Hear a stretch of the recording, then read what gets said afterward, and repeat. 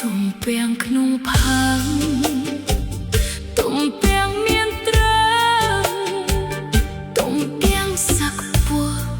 ស្នងពួរឫស្សីមានកែមានយ៉ាស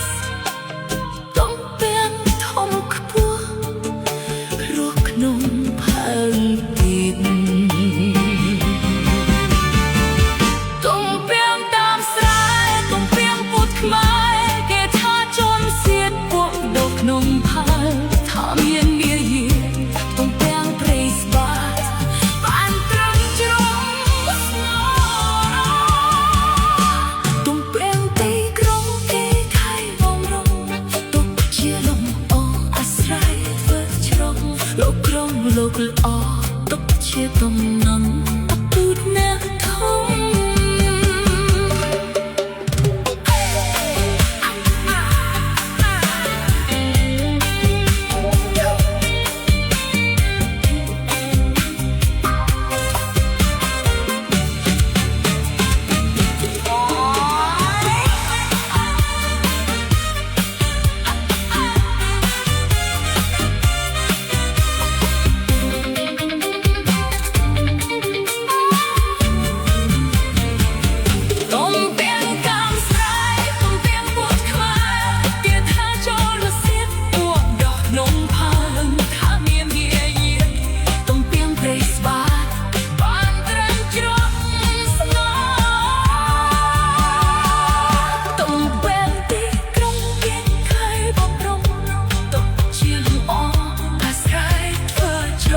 លោកក្រុងលោកឡោ